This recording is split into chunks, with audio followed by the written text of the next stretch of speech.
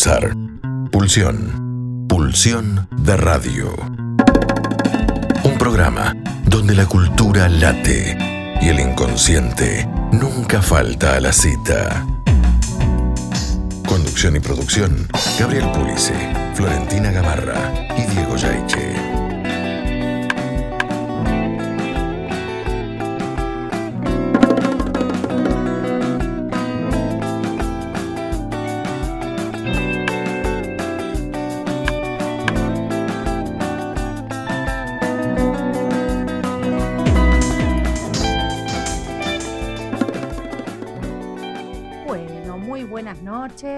Aquí estamos nuevamente, esto es Pulsión de Radio, quinta temporada, programa número 9.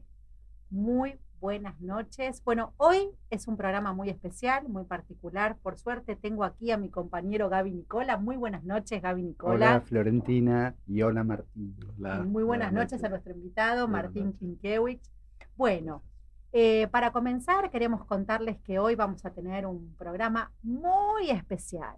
Muy especial. En principio especial porque estamos conduciendo nosotros, claro. Así que le vamos a mandar un fuerte abrazo a nuestros queridos colegas y compañeros, a Gabriel Pulice y a Dieguito Yaiche, que están, bueno, por ahí dando vueltas en algunos rincones disfrutando, por supuesto, mientras que otros estamos aquí sacrificándonos y poniéndole el pecho a las balas de este maravilloso programa. Bueno, en el día de hoy entonces vamos a tener en nuestra hora de entrevistas aquí a nuestro querido Martín, que ya vamos a presentarlo como corresponde.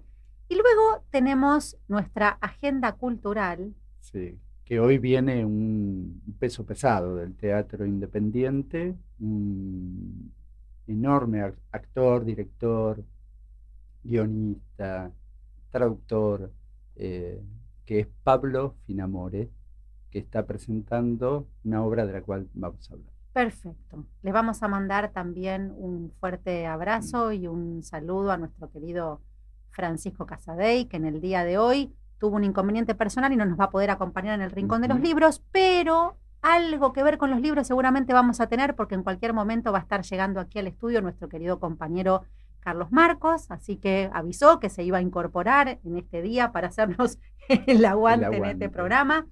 Así que, bueno, sin más, cuando quieran podemos ir a una tanda musical y regresamos con nuestro primer bloque de entrevistas.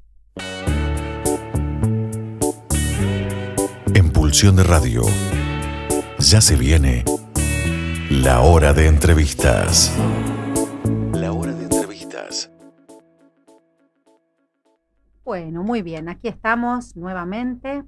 Entonces voy a presentar a nuestro invitado del día de hoy.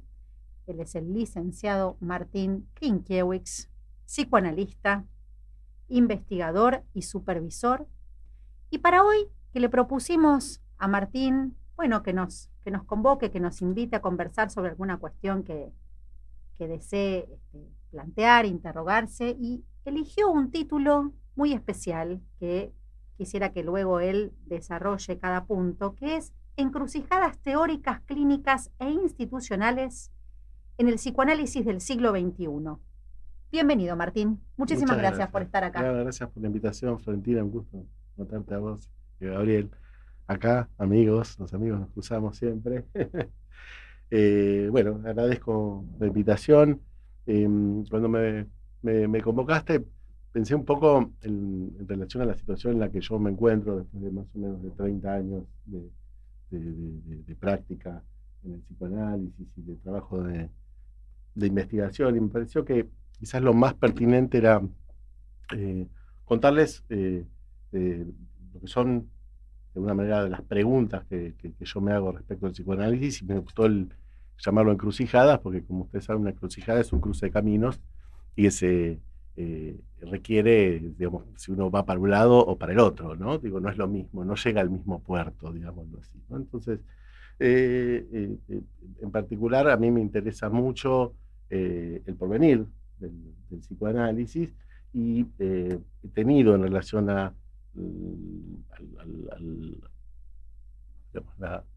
el saber del psicoanálisis, el aprendizaje del psicoanálisis y la circulación institucional, bueno, he venido desplegando una mirada muchas veces crítica, pero no, digamos, haciéndome cargo de esa crítica, de poder trabajar respecto de las preguntas que a mí me atraviesan en relación al psicoanálisis, insisto, después de 30 años de práctica, de haber circulado por instituciones y de haber investigado, que me parece que eso me sirvió mucho en relación al Ahora, a mí me sí, parece que es interesante, vos decías recién, ¿no? Esta mirada crítica. Y es sí, como si a veces los analistas tuviéramos que refugiarnos cuando usamos la palabra crítica, ¿no? sí. Porque pareciera como si tuviera mala prensa, o que criticar es salir a buscar defectos o a denunciar los errores. Y que me parece que esta propuesta quizás de esta mirada crítica implica también la posibilidad de que hablemos de un psicoanálisis vivo aún gracias a esas posibilidades de interpelarnos, ¿no? Porque si no, que serían de los conceptos en esa pura dogmatización sin que la práctica pueda ser la herramienta desde la cual seguir interrogándonos, ¿no? Bueno, vas al punto central. Yo había pensado hoy trabajar 3 aspectos de las encrucijadas del psicoanálisis: las encrucijadas teóricas, las clínicas y, por supuesto, las institucionales. Y vas al punto respecto de la teoría y respecto de una lectura que yo vengo teniendo respecto de cómo los psicoanalistas habitan su práctica y su vida, de alguna manera, en relación al psicoanálisis. Y efectivamente, es, a mi entender, preocupante la falta de discusión que hay respecto de muchas cuestiones. Y efectivamente, como vos decís, los argumentos eh, suelen ser, digamos, en las discusiones muchas veces se suele apelar a eso, ¿no? Si vos sos crítico es como un problema de carácter que tenés que ver en análisis, ¿no? O si muchas veces con quien uno intenta, y esto digamos, lo he vivido en carne propia, ¿no? Poner en discusión algunas cosas, ¿no? Muchas veces los argumentos entre psicoanalistas es o te falta análisis, ¿sí? ¿No? O en algún punto, de alguna manera, hay cosas que no son discutibles porque hay una relación de jerarquía respecto, por ejemplo, a los años de práctica, ¿no? Digo, me parece que yo no quiero generalizar, pero uno cuando habla del psicoanálisis generaliza, quiero decir, voy a hacer una generalización que por supuesto es parcial y es discutible y demás, pero a mí me parece que hay un problema, y voy a la primera encrucijada, que es la teórica, que hay un problema enorme en la comunidad psicoanalítica respecto justamente de la idea y el valor de la teoría en psicoanálisis. Eh, Habría que, o sea, tengo para contextuar un poco lo que les voy a contar, hay algo que todo psicoanalista que se formó en psicoanálisis ha atravesado, que es la enorme diferencia que uno encuentra entre, lo digo así, el estudio de la obra de Freud y la obra de Lacan, que vendría a ser así como su sucesor en algún sentido, por lo menos el tipo más importante dentro del psicoanálisis después de Freud, ¿no? Entonces, para contar un poco, de alguna manera, y describir esta encrucijada teórica que yo veo del psicoanálisis, a mí me pasó como a la gran mayoría que Freud se entiende, y Lacan no, básicamente. A ver, a mí me sirvió mucho asumir que Lacan no se entiende, porque a mí me parece que, y de lo que voy a contar en realidad es el psicoanálisis lacaniano, que es en el que yo me formé y en el que yo investigué, y en base a mi fundamento teórico de mi práctica clínica. Yo decía, a mí me parece que una gran encrucijada es la diferencia Freud-Lacan. Una encrucijada porque, quiero decir, no es lo mismo decir que Freud y Lacan dijeron lo mismo, y ese sería uno de los caminos, a decir que Lacan vino a decir otra cosa, a transformar el psicoanálisis. Transformar en el sentido de reformular sus fundamentos. Esa es mi posición. Lo que pasa, que es un tema genérico que tiene que ver con la teoría, es que como Lacan no se entiende, ha habido, y ahí de nuevo voy a encrucijadas, una lectura mayoritariamente poética de Lacan. De hecho, ¿no? Hoy los lacanianos, en particular los psicoanalistas lacanianos, hablan mucho de poesía y les gusta mucho la poesía y está todo bien, ¿sí? Porque de alguna manera consideran que el género poético es un género que de alguna manera atañe al psicoanálisis. Hay respecto de esto un enorme problema para mí, que es un problema teórico. O sea, la situación hoy en psicoanálisis, en un punto, si uno se pone a discutir estas cosas, por ejemplo, qué lugar tiene la teoría en psicoanálisis, insisto, no quiero generalizar porque hay de todo en psicoanálisis, como el peronismo, qué sé yo, hay de todo, uno encuentra de todo, pero no quiero generalizar, pero digo, en general, yo creo que la mayor dificultad justamente para pensar la teoría del psicoanálisis está en la idea que tienen los psicoanalistas de la teoría. Y eso tiene una herencia freudiana muy fuerte, que es, y bueno, además de psicoanálisis yo estudié epistemología, y es la concepción de ciencia que se tenga, ¿sí? Es clave para entender el aporte que hace Lacan al psicoanálisis, entender de alguna manera la idea de ciencia que él tiene. Lamentablemente, digamos, los psicoanalistas tienen una idea de ciencia que no es la idea de ciencia de Lacan, es una idea en algún sentido construida prejuiciosamente respecto de la obra de Lacan. A mí lo que me preocupa, hay dos o tres cosas que me preocupan mucho del psicoanálisis hoy. Uno es el lacanés, o sea, que es, entiendo yo, el síntoma de que no se entiende. Como Lacan no se entiende, entonces hablamos en difícil, ¿sí? Y esa es la manera de transmitir el psicoanálisis, ¿sí? Que en ese sentido esa transmisión tiene un valor poético. O sea, hablar algo del orden de es una puletilla que todo psikoanalista lleva y trae. Pero quedaría en el nivel más imaginario de la semántica. Bueno, ese fue mi problema. Yo entendía, Lacan no lo entendía, no entendía lo que se me enseñaba en la facultad. No solo no lo entendía, sino que además me parece que no había coherencia conceptual. Muchas veces uno decía algo respecto a un concepto, después escuchaba otra cosa, y cuando uno intentaba criticar y discutir, te decían eso, vos te falta análisis, vos venís acá a pelear, ¿no? Yo decía, pero muchachos, no entiendo. Bueno, falta análisis, ¿no? Sí. Que es un despropósito. Ya lo vas a entender. Ya lo vas a entender. Es un despropósito. O sea, no existe ninguna otra disciplina en la idea de que uno en la teoría, ¿no?, necesita realmente pasar por la power. Digo, uno puede aprender algo teóricamente y puede hacer de eso una práctica, pero no se aprende con la práctica, se aprende con la teoría. Esto que está dicho así parece tan simple, en rigor. Hay muchos psicoanalistas, y yo de alguna manera asociado, hay dos o tres cosas que a mí me preocupan mucho. Uno es el lacanés, que de alguna manera hace persistir una suerte de babelización conceptual tremenda, donde vos pones a dos psicoanalistas lacanianos a hablar de un tema, te dicen dos cosas distintas y todo vale, ¿no? Y eso, o sea, no hay discusión. Por ejemplo, ¿no? ¿Por qué Lacan inventa el concepto de goce? Entonces Lacan hablan como si goce fuera un concepto inventado por Freud.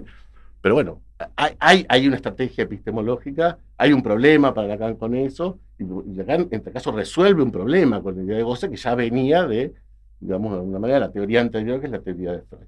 Y a eso le sumaríamos también el problema que para nosotros implica la traducción, ¿no? Goce, gozo y todas las derivas que se puedan hacer como para ubicar ese término que también es tan controvertido, ¿no? Ya que estamos, hay quienes ya que estamos,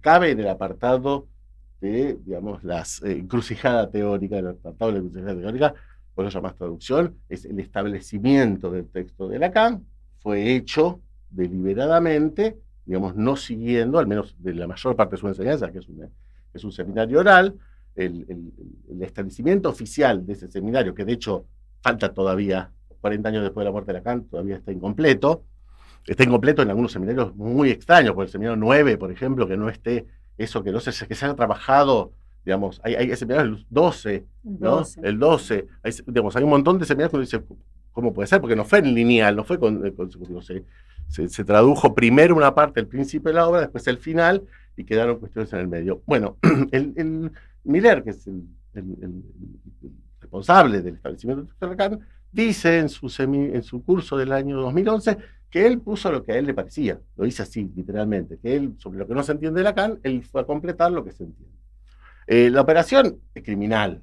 intelectualmente hablando, porque uno lee el seminario establecido y no tiene relación con lo que se dijo en ese seminario. ¿Qué quiere decir? Que está editado, recortado, incluso en algún punto interpretado lo que dijo Lacan. Esto no estoy inventando, esto lo dijo Jacques Miller en el curso de Literatura lacaniana de 2011, empezó diciendo, porque ya empezaba a ver, y en ese sentido tengo la suerte de haberme encontrado con psicoanalistas que no daban por sentado, no dieron nunca por sentado que lo que se decía de Lacan era lo que Lacan decía. Me refiero concretamente a Alfredo Edelstein y Apertura, que eran dentro del psicoanálisis los únicos, en la época en que yo empecé a estudiar, que se preguntaban, que les pasaba algo parecido, que no entendían muy bien lo que decían los lacanianos de Lacan, y empezaron a desarrollar esto que para mí fue un hallazgo enorme, que es que se puede aprender respecto de un saber teórico, pero también se puede investigar, es otra vía. En general, hoy Lacan se aprende. Y eso, digamos, sumado a lo que estamos diciendo, a que no sabemos bien qué es lo que dijo Lacan, por suerte existe un sitio llamado Estaferla, que ha hecho la transcripción textual del seminario de Lacan, y que si uno compara con la versión editada, no te digo que entras en pánico, pero más o menos, o sea que estuve estudiando, ¿sí? Hay un viejo problema acá, que es históricamente hablando, cuando Lacan es expulsado, es alojado en la Escuela Nacional Superior por Althusser, ¿sí? Y Althusser estaba con un grupo que se llamaba los jóvenes perros maoístas, digamos, en el que estaban Miller y demás, y esto lo cuenta muy bien Attal en la no excomunión de Jacques Lacan, y este grupo operaba de alguna manera, esto está textual, está registrado, le operaba de alguna manera el seminario de Lacan. O sea, digamos, participaban, y de alguna manera ellos sacaban sus propias conclusiones, que fue una reacción, me parece, a algo que, insisto, esto habría que poner, me parece, de alguna manera, una vez nos teníamos que preguntar, qué es estilo. Yo entiendo que es un estilo, así que eligió Lacan.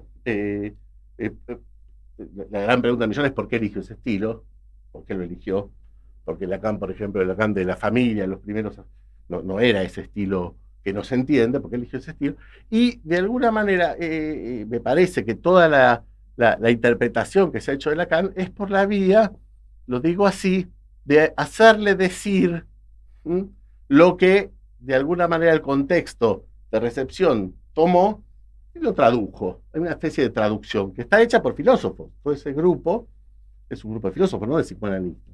Sí, que en algunos puntos también me parece que es lo mismo que nos pasa cuando con Lacan releemos a Freud, incluso encontramos ciertos forzamientos en donde Lacan le ha hecho decir a Freud cosas que por ahí si uno las va a buscar a Freud, tampoco es que las encuentra tan fácilmente, ¿no es cierto? Ahí hay variantes de la interpretación. Totalmente. Tipo. Y ahí, para mí hay una crítica para hacer Lacan, primero en relación al estilo, ¿sí? Que la pregunta sería ¿por qué no se entiende? ¿No? Que en general la mayoría de los lacanianos responden porque es poesía, porque es poético. Yo encontré otra pista, que Lacan escribe para perseguidos, escribe el estilo de los perseguidos. Lacan cita en instancia de la letra a Leo Strauss, que escribe un texto que se llama El arte de escribir de los perseguidos, y si vos tomás las definiciones que da de cómo escriben los perseguidos, lo que dice Leo Strauss es que los perseguidos se escriben de un modo tal de que la primera lectura no se entienda, ¿no? Pero que lo que no se entiende te tiene que llevar a preguntarte por la segunda lectura. O sea, hay una lógica en lo que no se entiende, ¿sí? En este sentido, digamos, la interpretación o el establecimiento del seminario rompe, digamos, en tal caso con eso, porque si Lacan lo dijo de una manera, decir que dijo otra cosa, te bloquea las pistas de lectura. Yo vengo investigando hace 30 años Lacan bajo esta lógica. Y son tres principios que a mí me parece que son fundamentales, que por supuesto el lacanismo en general no lo toma. Primero, que hay una teoría en Lacan, una teoría consistente respecto al psicoanálisis. Segundo, está escrito en este estilo, está transmitida en este estilo, porque yo creo que Lacan sabía que no iba a pasar, no iba a pasar. Digo, de hecho, aún así Lacan fue expulsado, no fue excomulgado, fue separado, digamos. Hay algo que Lacan, a mi entender, hace medio insoportable para los psicoanalistas, que es que plantea otro psicoanálisis. O sea, Lacan, a mi entender, es el Lévi-Strauss del psicoanálisis, el que toma la lingüística estructural y plantea una reformulación, ¿sí?, del psicoanálisis. Cuando digo, yo trabajo sobre la idea de que es un cambio de paradigma. Y para Kuhn, cuando hay un cambio de paradigma, que es el que inventa la idea, se cambian todos los términos. Es decir, en algún sentido, si es otro paradigma, cuando Lacan habla de deseo, no habla de lo mismo que Freud. Cuando Lacan habla de pulsión, no habla de lo mismo que Freud, ¿no?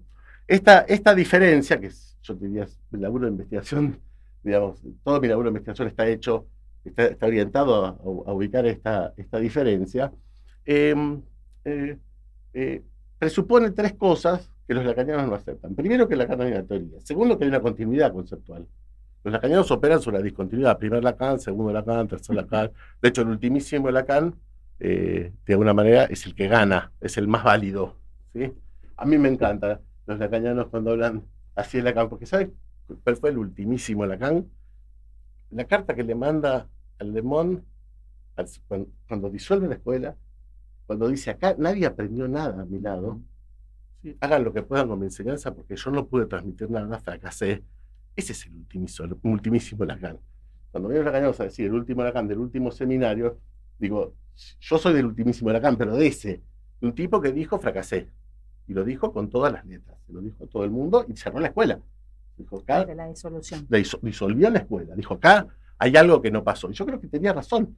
O sea, él ya veía que había algo de lo novedoso de su posición que no pasaba. La pregunta es por qué eligió ese estilo, porque no dijo las cosas de frente. La segunda cuestión, que es la que vos decías, es que me parece que Lacan muchas veces se apoyó en Freud, para ser como dice Freud, pero no dijo que es como digo yo. Lo dijo. O sea, él puso en Freud, de alguna manera, el retorno a Freud, lo que él quería agregar al psicoanálisis, casi como una maldición. Hoy los que dicen, como dice Lacan, quizás no están diciendo lo que dijo Lacan, están diciendo lo que interpretaron. Este es el enorme... Y cuando vos hablas, bueno, en esta idea de lo lacanés, ¿no? Y que sí. Por un lado está esta cosa de la dificultad o lo que implica en todo caso ahí interpretar o poder leer a Lacan. ¿Te parece que también hay otro atajo que merecería ser considerado cuando hay quienes plantean que se puede aprender a Lacan simplificadamente a Lacan, bajar a Lacan para que se entienda Lacan, Lacan para estudiantes, Lacan para el mundo, Lacan para el pueblo entero? Sí, ¿no?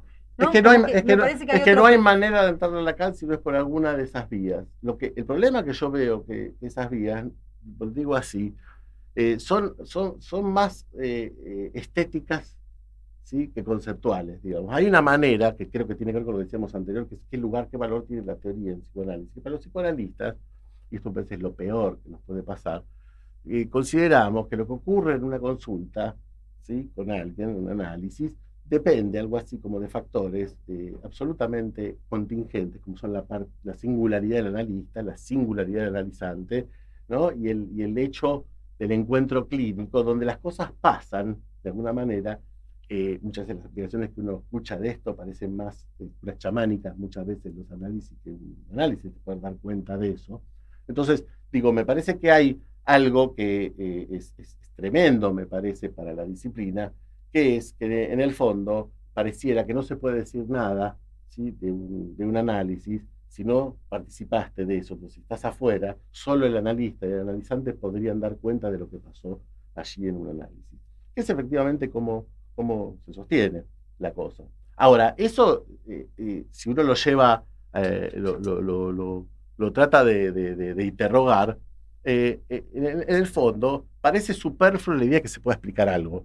Como un análisis es lo que te pasó en ese encuentro y no tiene mucho sentido explicar nada. Nos encontramos con el problema de la rigurosidad, ¿no? El problema de la rigurosidad, el problema también yo creo que es yo creo que lo digo así, la introducción de la obra de Lacan en el psicoanálisis, lo que ha generado es un nivel de confusión tal, ¿sí?, que efectivamente se lucra, si querés, de estos traductores que ya saben más o menos lo que dijo, que no habría ningún problema con eso, si no fuera porque uno empieza a encontrar que lo que sería, digamos, la lectura hegemónica o preponderante, difiere mucho de otras lecturas posibles de hacer. ¿Quién tiene razón? Imposible saberlo, porque Lacan está muerto y Lacan no dijo cómo leer a Lacan, no dijo cómo leerlo a él, ¿sí? Lo sabemos. Entonces, digamos, el punto en el que nos encontramos es que parecería que cualquier lectura es válida de Lacan en función de, ¿no?, tu experiencia y en el fondo, entonces,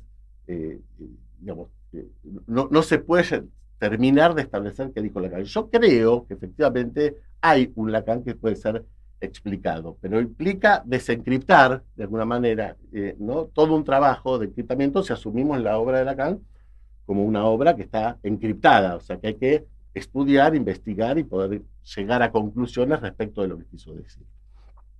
Hay una anécdota que a mí me parece muy interesante. Hoy decíamos, los psicoanalistas valoran la función poética.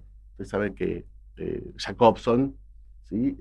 Es el que piensa en la teoría de la lengua, la teoría lingüística, piensa las 6 funciones del lenguaje, donde pone la conativa, la fática y pone la poética, una de las funciones del lenguaje.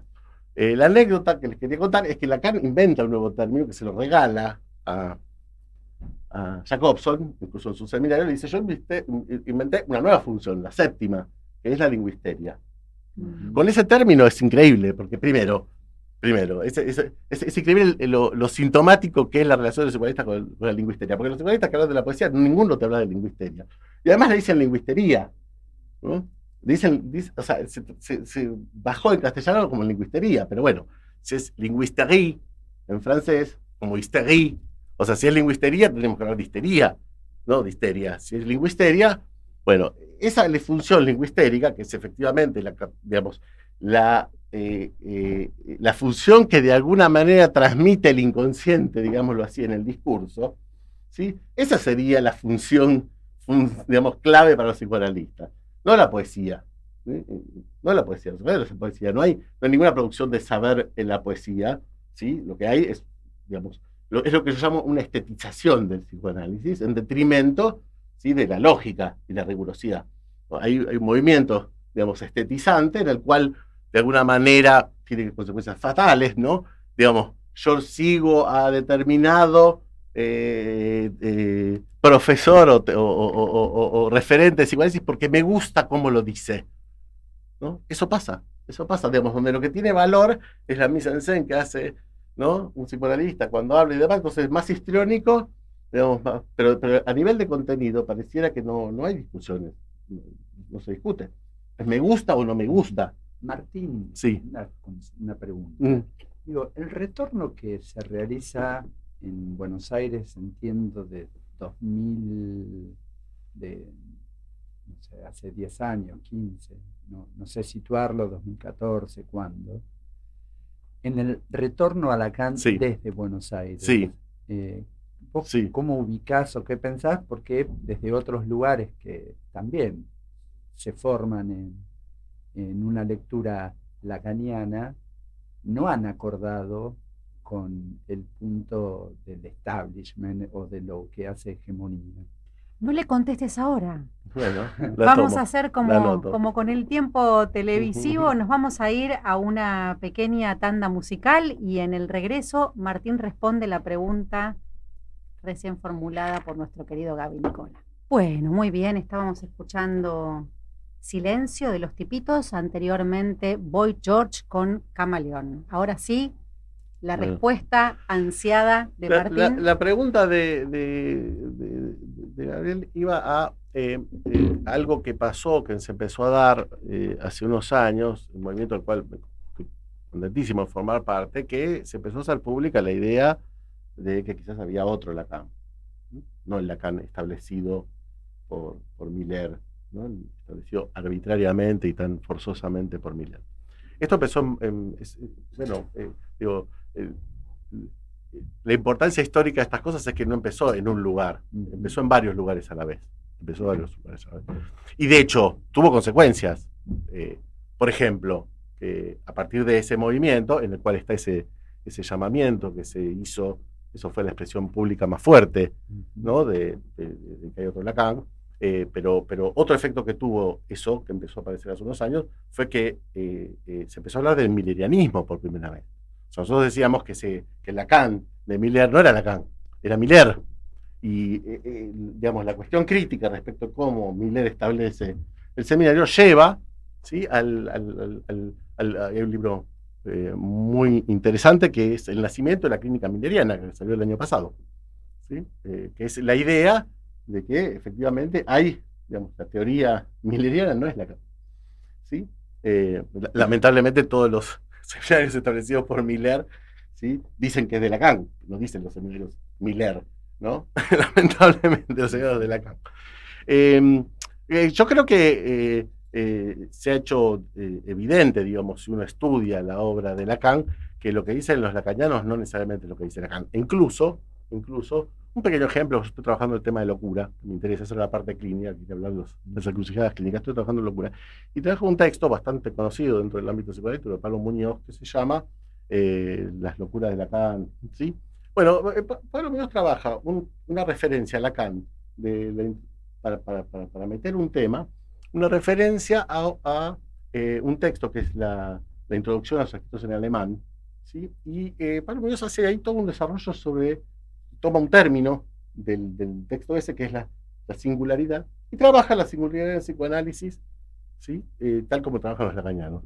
Yo, como ya desconfío plenamente de todos los lacanianos, voy a leer el texto original. No existe la palabra singularidad, habla de particularidad. Entonces, digamos, pasa eso con Lacan. De repente se establece algo como un saber, el clásico, o sea, la figura canónica para mí del malentendido con Lacan es la obra clara de Milner. En la obra clara de Milner, lo que Milner establece sobre las relaciones de ciencia y psicoanálisis es exactamente al revés de lo que plantea Lacan. Por ejemplo, dice que la ciencia forcluye al sujeto. Por ejemplo, cuando Lacan, en Ciencia de la Verdad, dice justamente que la ciencia forcluye la verdad, no al sujeto, y que el sujeto de la ciencia es el sujeto del psicoanálisis. No quiero meterme en cada una de estas cuestiones, pero digo, tenemos un serio problema respecto de lo que se considera ese saber establecido en Lacan, que empezó a hacer crisis hace unos años, y ya hoy hablamos, por suerte, de otro Lacan. En ese sentido, el libro de Alfredo de Einstein, Otro Lacan, es fundante respecto de esta crítica. El punto central, bueno, uno diría, bueno, cada uno lee Lacan como quiere. A mí me sirvió mucho eso. O sea que, de alguna manera, en la babelización de la obra de Lacan, no queda otra que leerlo uno y sacar sus conclusiones. Eso es a lo que me aboqué en los últimos 20, 25 años a investigar, en el principio de la apertura y ahora por mi cuenta, o sea, qué quiso decir Lacan. Y mi conclusión es que es otro paradigma, Lacan, funda otro paradigma. O sea, si el aparato psíquico freudiano es un aparato, de alguna manera, es un inconsciente individual, interno, por tomar solo un ejemplo, ¿no? Hay una realidad psíquica interna, una realidad externa, digamos, con la cual se entra en correlación el aparato psíquico interno. Lacan opone a ese concepto el concepto de sujeto. El sujeto, ¿sí? El sujeto es de alguna manera esa máquina discursiva que nos habla, ¿no? Cuando de alguna manera entramos en relación significante con otro. El sujeto, el consciente para Freud, es algo que tiene que ver, está en relación, lo digo así, a lo no procesado por lo simbólico en relación a la naturaleza, a lo real. Por ejemplo, uno de los desaguisados iba a hablar de eso en las encrucijadas, lo que sería la encrucijada clínica. Hoy todo el lacanismo dice que el cuerpo es real, ¿sí? Y Lacan dice que el cuerpo es imaginario. Por ejemplo, ¿no? Pequeño problema. Digamos, hoy se toma lo real como la naturaleza, y para Lacan lo real es el imposible lógico que, articulado de lo simbólico, ¿sí? Produce de alguna manera la consistencia imaginaria. O sea, es un problema. Ahí si uno tuviera que hacer esa diferencia fuerte, que me parece que es de alguna manera el porvenir del psicoanálisis, yo creo que está en poder ubicar si hay otro Lacan, qué quiso decir, y esa otra teoría perdida en psicoanálisis, que sería una teoría distinta de la de Freud, distinta en el sentido paradigmático. Y que además me parece que esto que estás planteando es una cuestión sumamente seria, porque lo que tiene es consecuencias clínicas, no son otras que los efectos de lo que hacemos en el consultorio, que más allá de que eso forma parte de una particularidad, de un encuentro entre un analista y un analizante, pero bueno, eso no quiere decir que no haya dirección, orientación en una cura, ¿no? Mira, ese era otro aspecto que quería tocar hoy, que son lo que entiendo yo que son las encrucijadas clínicas en psicoanálisis. Hay un psicoanálisis que es el psicoanálisis lacaniano, o post-lacaniano, digo yo, ¿sí? Que es el psicoanálisis de la responsabilidad subjetiva, ¿sí? Es el psicoanálisis de sin otro, el psicoanálisis donde la salida es más individual que nunca. Y si uno piensa, es muy interesante pensar la teoría de la locura que tiene Lacan acerca de la causalidad psíquica, porque si uno lo piensa a partir de ahí, es un psicoanálisis que empuja a la locura. Entre la idea de la responsabilidad subjetiva y la idea de no hay otro, autorizarse de sí mismo, ¿sí? El lacanismo, y acá vamos al punto que me interesa respecto de las encrucijadas clínicas, me parece que hoy la dirección de la cura lacaniana es o a la melancolía o a la locura. Y uno ve algunas figuras reconocidas en el ambiente a los que aplica muchísimo la categoría están locos. Porque los invitas a una reunión y te hablan de lo que quieren, ¿no? Entonces pasa eso, vamos a hablar de tal tema, un capo, ¿no? Y el tipo está en otra, y te habla de cualquier cosa, y no hay problema, porque, no sé si les pasó, ¿no? O lo que te saludan con la mano medio muerta, ¿viste? Como en un más allá, o no te dan besitos. Hay, hay un posicionamiento que yo creo que tiene que ver con que justamente como hay un problema respecto del valor de la autoridad conceptual que se maneja en psicoanálisis, lo que entran son todas maniobras de sugestión. Entonces, el más psicópata de la institución es, en general, es el que le va bárbaro, es el líder, ¿no? El más cínico, el más canalla, o, digamos, se juegan cuestiones de... Yo, en general, excepto apertura, no me banqué en ninguna institución porque veía efectivamente que había algo que era un juego de poder, que no tenía nada que ver con las ideas, que era cuestión del estatus, digamos, que tenía cada uno en función de una cuestión, por eso digo la estetización del psicoanálisis, una cuestión muy imaginaria, muy imaginaria.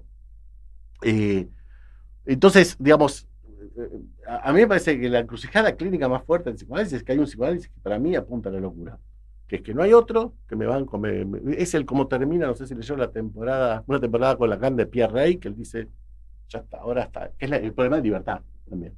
Una especie de anarquía. El tipo agarra, termina así, dejo el auto en Orly y me tomo un avión a donde sea, soy libre.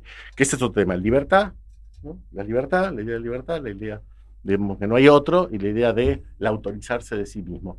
Lacan tiene en la causalidad psíquica, que es un texto que trabajé mucho últimamente, porque me parece clave en esta época el concepto de libertad, de locura, que está asociado. Lacan dice ahí que el libre es el loco, toma Hegel. O sea, el que está loco es el libre, no tiene relación al otro. Bueno, el psicoanálisis va hacia eso. Digo, quiero decir, por supuesto que yo quiero decir, la eficacia del análisis no está en discusión. No está en discusión porque basta con que vos a alguien le ofrezcas que vos sos alguien referente para resolver su problema, ya la cosa cambia, ya ahí funciona, si querés, en la sugestión. Después vemos, yo tengo la sensación de que muchos análisis funcionan por sugestión. Esto que vos estás diciendo por ahí, como para ponerlo a tiro en la audiencia, ¿te referís quizás a ese planteo que se sostiene como la destitución, ¿no? Esa destitución subjetiva y que también implica la caída del otro? ¿Es esto lo que se suele reproducir como una tendencia hacia lo que sería un final del análisis? Sí, pero una destitución muy particular, que la destitución, o sea, lo que se llama, primero fue una moda, porque la destitución subjetiva no hablamos mucho, fue una moda donde de alguna manera lo que había que hacer era sacarse todas las máscaras imaginarias de análisis y ir justamente ahí a que, de alguna manera, estar más allá del otro, ¿no? La temporada con Lacan. Hay muchas fórmulas. Una es esa de destitución subjetiva. Yo me acuerdo que tenía un docente en psicoanálisis que no ponía 10, él decía así, que no ponía 10, justamente porque la practicaba la destitución subjetiva. Es una estupidez mayúscula la idea, ¿no? Que él operaba en clase destituyendo, como no te la creas, ¿no? Lo cual es un problemón, porque hay determinada clínica donde si vos operás Qué así, bueno que no te la creías gracias a él también, además, ¿no? Sí, que vendría a ser pero, aquel que te pero la te destitución ayuda a no subjetiva en creértela. el caso de posiciones melancólicas es nefasta, ¿no? Pero digo, hay una idea que es la idea de que el análisis te libera, te hace libre. No te hace libre, en otro caso te relaciona mejor con el otro, estás mejor vinculado con el otro. Primero, ¿quién es libre? Técnicamente hablando, ya hablamos. Si ya hablamos, no somos libres, porque uno dice lo que el lenguaje le permite decir, no dice cualquier cosa. De hecho, ahí el sentido Wittgenstein es buenísimo. No, los límites de mi lenguaje son el límite del mundo.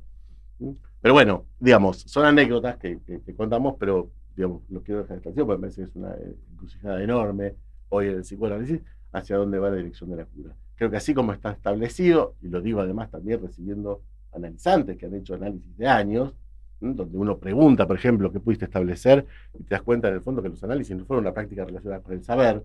Lacan escribió un seminario sobre el saber del psicoanalista, y yo creo que Lacan tiene una concepción del saber, digamos, que de alguna manera rompe con la idea del conocimiento freudiano, digamos, si quieren hacer ahí una diferencia de paradigma, para Freud es conocimiento, para Lacan es saber, y es otra historia, ¿no? Y en general los análisis no transitan por el saber, transitan como algo así. Para mí se ha convertido el psicoanálisis por un problema que ya lo sitúo, que es, me parece, la mayor diferencia que hay entre el paradigma de Lacan y el de Freud, es que para Lacan, para Freud hay, digamos, un dualismo entre lo simbólico, ¿sí?, y la naturaleza, ¿no? que parte desde su concepción de la patopsíquico, la vivencia primaria de satisfacción, digamos, donde para los freudianos, es un clásico argumento freudiano, algo así como que lo simbólico no recubre lo real. Eso es freudiano. Para Lacan es un dualismo, digo yo. Para Lacan tiene una concepción monista. O sea, nosotros vivimos una atmósfera significante, nuestra realidad se realiza significantemente. Cuando digo que se realiza, es que lo que sentimos y lo que pensamos está en relación al otro. A mí me viene, no, el argumento me viene, no, lo que sentimos no. No. Pregúntale a cualquier padre que haya visto a su hijo darse un cocazo contra la pared, ¿sí? Que el llanto del niño depende de la mirada del padre. De hecho, aprendemos como padres, son los boludos, a mirar para otro lado y decir, ni le des bola, porque lo mirás así con cara de terror y el pibe llora. Entonces, digamos, hay una falacia, me parece tremenda del psicoanálisis, que es la idea de que los afectos, de alguna manera, son de otro orden, ¿sí?, que las ideas. Y eso es freudiano. Eso es freudiano. Para Freud, los afectos venían del cuerpo, de la energía y lo simbólico de la representación.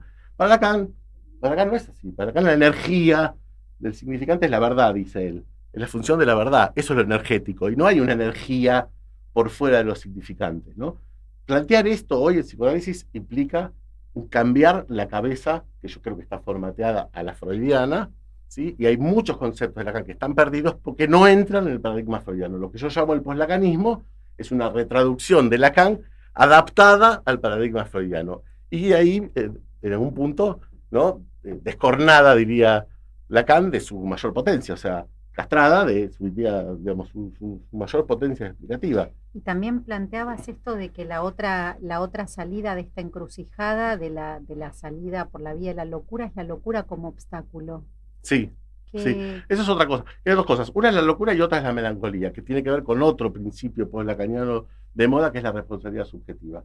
¿Sí? Que es la idea de que uno tendría que ser responsable. Alguien que ya vino al analista, pagó la sesión, o eventualmente se tomó el colectivo para ir al hospital, que lo atiendan gratis, uno tiene que decir, tenés que hacerte responsable. Uno puede decir, ¿qué hago acá?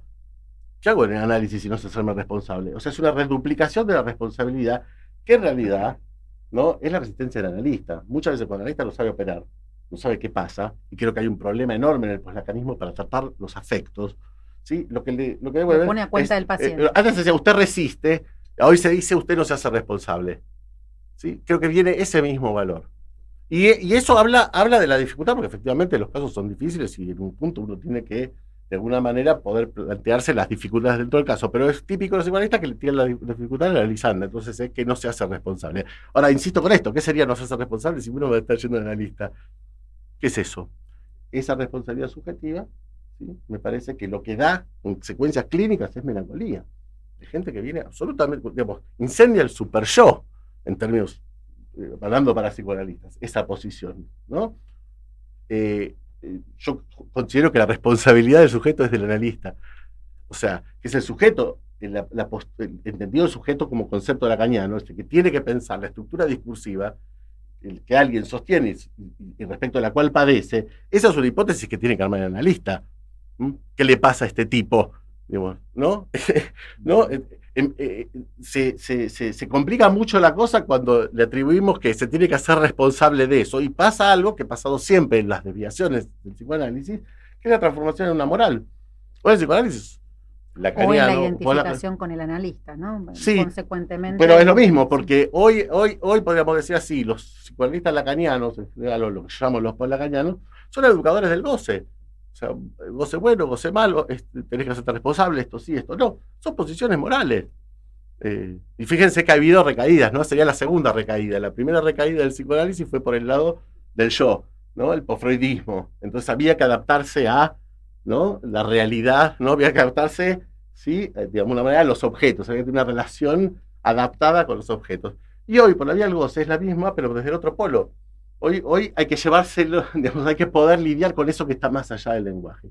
Insisto que esta idea no es lacaniana. Lacan jamás postularía un más allá del lenguaje. No hay más allá del lenguaje. Cuando dice que la realidad, no hay realidad prediscursiva, Lacan está diciendo que la realidad es discurso. ¿Sí? Y no hay un más allá del lenguaje en el sentido de la Wittgenstein, a la, si querés, Heidegger, ¿sí? Digamos, vivimos en una logósfera en la cual, digamos, nuestra realidad se realiza, y eso tiene mucho que ver con la ciencia. Porque la ciencia ha sido, Lacan habla mucho del cogito cartesiano, o sea, la invención del cogito cartesiano cambia nuestra relación con la realidad. antes del cogito cartesiano, la realidad era la imaginación. Los problemas medievales científicos eran cuántos ángeles cabían en la punta de una aguja, eran problemas científicos.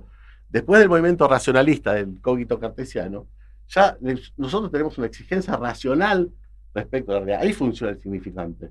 Nosotros, la realidad que habitamos, es la realidad que nuestra significación soporta. Vivimos en una realidad de significación, vivimos en una realidad significante. No hay una interpretación y una... Eso, por otro lado, es un prejuicio bien freudiano, la idea de que lo simbólico funciona de alguna manera en oposición a lo real, ¿sí? Entonces, lo simbólico sería, el conocimiento sería la conexión de una idea con algo real que está más allá de la idea. Después de la ciencia cuántica, mediante, no me voy a meter en eso, queda en duda el estatuto de la realidad, ¿sí? Porque la realidad no es algo que está más allá de las condiciones simbólicas que nos la presentan como significación. Hay un discípulo de ni más ni menos que Claude Lévi-Strauss, que se llama Philippe Descola, que es el tipo, sostiene exactamente esa tesis. Él habla de un libro que se llama Más allá de la naturaleza y la cultura. Él dice que, digamos, la idea de la naturaleza, y lo dice Lacan todo el tiempo además, es una idea. Digamos, no hay la naturaleza. Nosotros vivimos en el mundo que de alguna manera nuestra significación nos hace habitar, ¿sí? Esto no quiere decir que no caigan piedras, ¿no? de meteoritos y te peguen en la cabeza, pero bueno, el orden de realidad que va a tener va a ser la máquina de interpretación en la que eso va a entrar. Para algunos será un castigo, para otros será un castigo de Dios, para otros será una desgracia, para otros será un fenómeno astronómico. Digamos, los hechos en sí mismos no están por fuera de la significación. Es un punto fuerte. Lo que vos me decías, una anécdota, es que cuando nosotros decíamos es un delirio analizar con la idea de responsabilidad subjetiva, yo creo que es una canallada. Quiero decir, es el mismo que el paciente resiste, no se está haciendo responsable de su goce. Si el análisis no funciona, es que él no se hace responsable. Digo, no que mis hipótesis están erradas. Porque como un analista a la freudiana no trabaja con hipótesis, es un mero encuentro con lo real de la clínica, digámoslo así, a la lacaniana, se eximía esa función, entonces el problema queda del lado del analizante, los límites. Cuando nosotros objetábamos eso, nos decían, bueno, ¿cuál es la condición entonces? ¿Se puede analizar cualquiera? Digo, ¿no? Porque para los lacanianos solo podés analizar aquellos que se hacen responsables, ¿sí?, de su goce, digámoslo así, ¿no? Y investigando ese tema, si Lacan piensa algunas condiciones, Lacan dice que es la locura, el límite del análisis. Lacan dice, no hay que ceder al alma bella. ¿Qué quiere decir eso? No es que hacerlo responsable, no es hacerlo responsable, ¿no? La fatídica frase, intervención sobre la transferencia, ¿qué tienes que ver tú con eso de que te quejas? No es hacer responsable, es poder pescar, ¿sí?, que nuestra existencia discursiva está en relación al otro, ¿sí?, necesariamente, y ahí donde yo voy y me voy a quejar del otro, tengo que dar cuenta también de la parte, digamos, de cómo esa queja respecto del otro forma parte de un entramado en la cual yo me vinculo de un modo con el otro. Ahí me quejo, ¿sí? A lo que yo llegué es, si dejamos caer la hipótesis de que de alguna manera es la responsabilización subjetiva la condición del análisis, porque me parece que efectivamente en ese sentido, todo lo que dije antes, digo, la responsabilización subjetiva es la manera de zafar que tienen los analistas respecto a los límites de los análisis que conducen. Del mismo modo que en el posfreudismo los pacientes resisten, la manera que los analistas tenían de lavarse la mano respecto de los verdaderos problemas que tenían como analistas respecto de la clínica. Lo que me parece como condición del análisis es la salida de la locura. Y en ese sentido a mí me parece que es, en la época en la que vivimos, que yo creo que Occidente va, Lacan decía, en la familia la gran neurosis contemporánea, tira de esas frases sociológicas que son, yo creo que efectivamente la neurosis de alguna manera comandó esa época, digámoslo así, del Estado benefactor. Creo que hay un entramado ahí, la idea de pensar la neurosis en relación a una concepción del Estado de una manera, no sé en qué mundo se desplegaba de alguna manera en relación al Estado. Y creo que hoy vamos hacia la locura. Y efectivamente, fíjese qué interesante esta articulación entre lo político y lo psicoanálisis. Hoy los principios, de alguna manera, rectores del rector de la cura del poslacanismo son estrictamente el paradigma neoliberal. Hacerte cargo vos, ¿sí? No hay otro, no le pidas al otro, no le pidas al Estado, no le pidas. Hacerte cargo vos de tu goce, ¿sí?, y sé libre, ¿sí?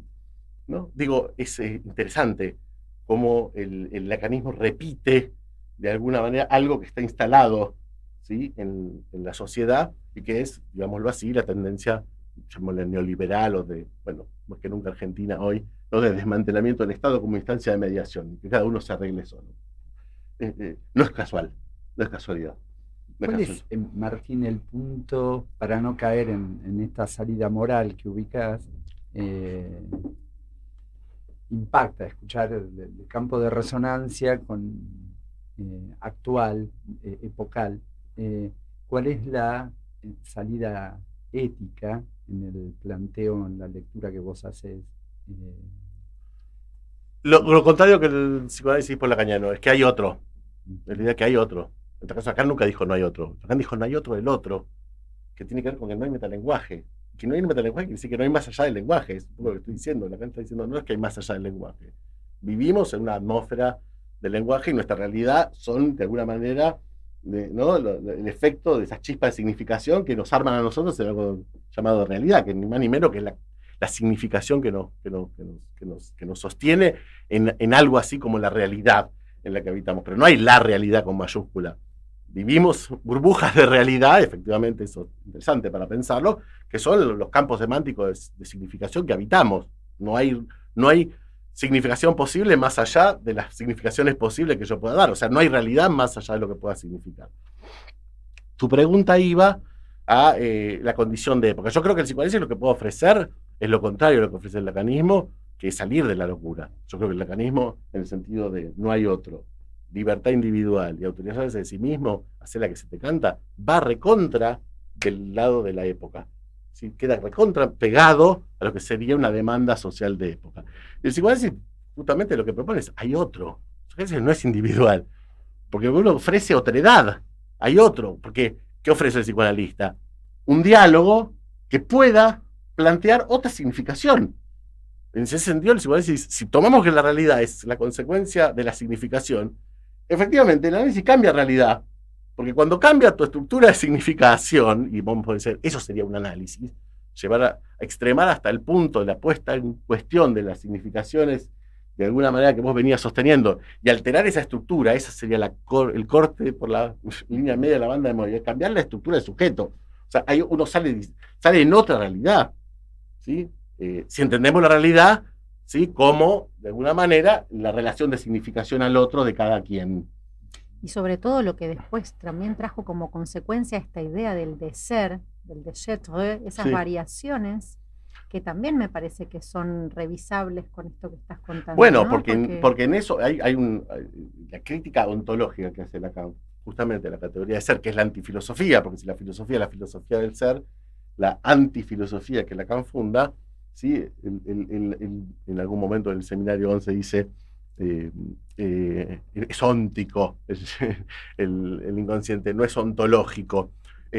Más allá de todas las vueltas del lacanés que podamos darle, me parece, al asunto, lo que se interpretó como una puesta en cuestión de lo que es, ¿sí? Que podría ser esa la posición del analista. El analista es el que va a plantear la pregunta. Se dice así, es la crítica de la pregunta. Bueno, ¿y por qué las cosas son así? ¿Y por qué usted? ¿Sí? ¿No? ¿Por qué usted se posicionó de tal modo y no de otro? ¿No? Uno trabaja de ese modo, ¿sí? Pero no para que se transforme en un deser, un desecho, como se usa habitualmente, donde nada importa, que es la salida nihilista, melancólica. Te digo que eso, sumado a responsabilidad subjetiva, da muchas veces melancolía. Digo, me parece que el psicoanalista lo que posibilita, como ninguna otra disciplina en Occidente, es establecer un diálogo, ¿sí? Que a partir de un diálogo y usando la función lingüistérica que ya Jacobson dijo que el psicoanálisis opera, nosotros podemos cambiar la realidad del que consulta. ¿Y cómo cambiamos? Y porque cambiamos la estructura del sujeto, que es donde se sostiene la significación. En ese sentido, Lacan dice que el sujeto de la ciencia es el antecedente del sujeto del psicoanálisis, porque Occidente experimenta a partir del código cartesiano un cambio de la realidad a partir de que la piensa razonable.